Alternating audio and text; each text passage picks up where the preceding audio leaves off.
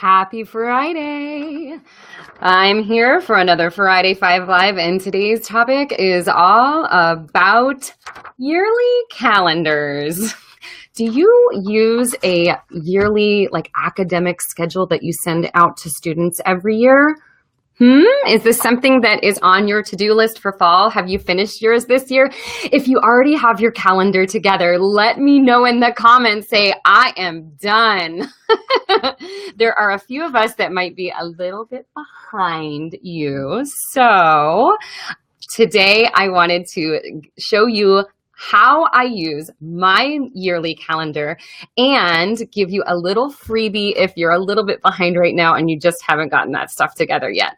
Hey, Zoe, happy Friday. So nice to see you. Thanks for tuning in. Anna says, I am done. Excellent. That is fantastic. I love it. Birdie says, I am done with my calendar. Yay. You guys are on the ball.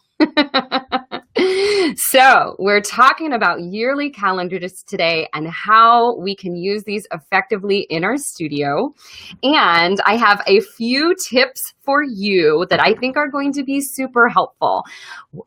Ways that you can make sure that people see these calendars and that they don't ignore all those event notifications that you're trying to send out.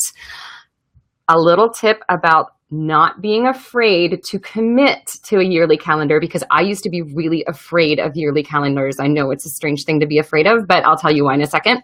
And then I have a freebie for you guys. So if you are tuning in right now, do me a super favor, say hello. Please give me some likes and some hearts to tell me that you're listening. And if you have some teacher friends who could benefit from an academic calendar, it doesn't have to be somebody who's a music teacher because this calendar is super flexible.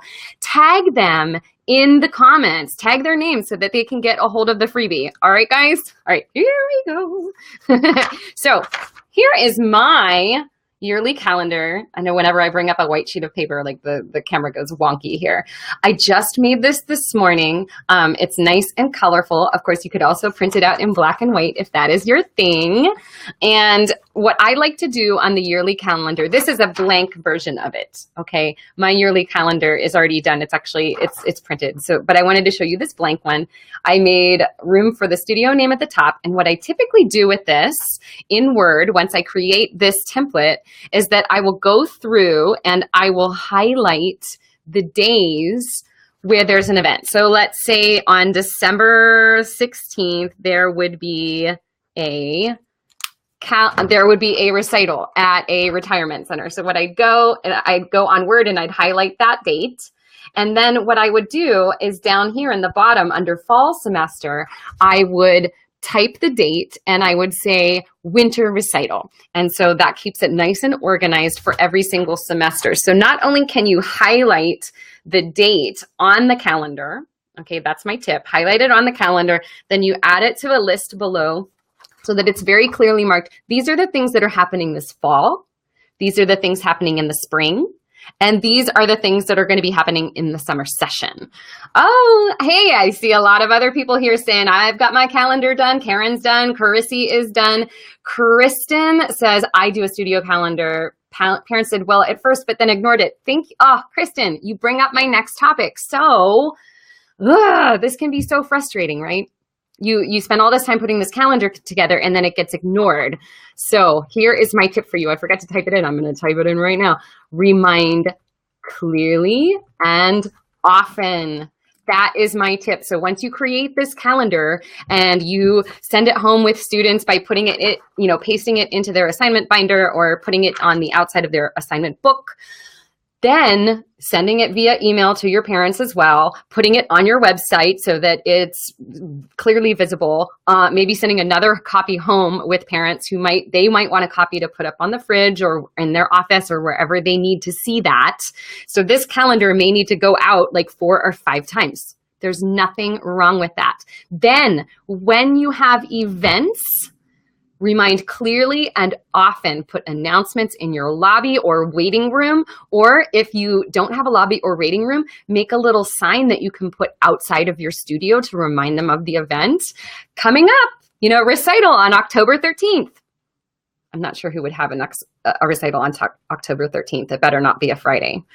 Actually, that could be kind of fun for a Halloween recital. All right.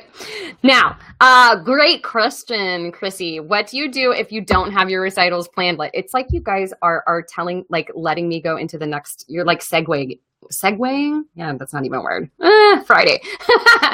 This brings me to my third point. So we have created our yearly calendar. We have, put, reminders out clearly and often so that we make sure that it's effective.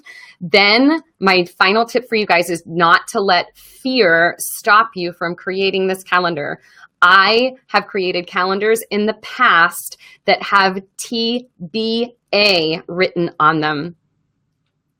So if you don't have a recital date picked, don't let fear or uncertainty rule you. You can put at the bottom of your schedule, you can put, and actually I put it on here. Let me see if I can get it to focus. It's not going to focus. Come on. Nope, not going to happen. It says subject is scheduled to change. All right, so I put that down at the bottom. I cover myself there. And I also make sure to put TBA in the month. So what I might do on that month is I might maybe highlight a couple of dates, and then in whatever semester it is, I say spring recital to be announced. Woohoo! Yes, Anna's like, yes, TBA. That's right. The TBA or TBD, to be determined, whatever your preference is. Put that on the calendar. It's not a big deal to have things up in the air. Parents realize it's difficult to plan for an entire year. Some of us are that organized. Some of us are not. I'm in the not camp. That's okay. It can be good enough, right? That calendar can be good enough so that you can get it out. All right, so I have a calendar for you guys.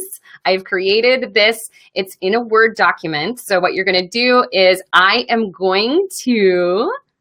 have set my Upbeat bot to give you a link to where you can download this. So if you type the word calendar below, you're going to get a message from the Upbeat bot. The Upbeat bot will give you instructions about what you have to do, so make sure you read those carefully. And then you will get to a blog post of mine where you can download the Word document. So I have it in Word form, and I also have a PDF. So I realize that not everybody uses Word. So if you download this as a PDF, what you can do is do exactly what I'm doing right now. Use a highlighter and then highlight the dates that you want to include on your calendar. And you can either, if you have a typewriter, you could put this in a typewriter, but I doubt that you have one.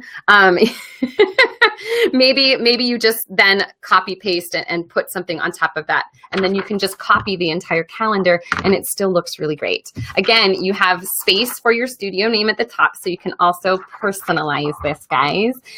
April, you're welcome. I'm loving to give away freebies on Fridays. So make sure you guys always tune in on Fridays for the Friday 5 Live. I know they're not 5 minutes technically, but I do try my best to keep it short. And I almost always have a freebie for you. So make sure that you turn on your notifications and make sure that you chat with the Upbeat bot. I am trying to send out notifications via the Upbeat bot. I will send out some info about how you can subscribe to Friday 5 Live through that and always get the replays. Whew. Okay, so I think that's it for today. Good luck. Remember, create that yearly calendar. Make sure that you don't let fear stop you from creating the calendar. Even if you have a TBA that needs to be on there, that's fine. And then don't forget to remind clearly and often about all of those events that are going on in your fabulous studio. Thank you so much for joining me today. If you enjoyed this show, please give me some hearts and some likes and share this with your teacher friends. If you have some teachers who could benefit from having an academic calendar that they could send home, tag them in the comments below. That way they can see the video and they can download this for free. It's not just for music teachers. All right, everybody, that is it for today. I will see you next week, but it won't be on Friday because this girl's going on vacation. All right, everybody, have a fabulous weekend, and thank you so much for tuning in live. I will see you next time. Bye.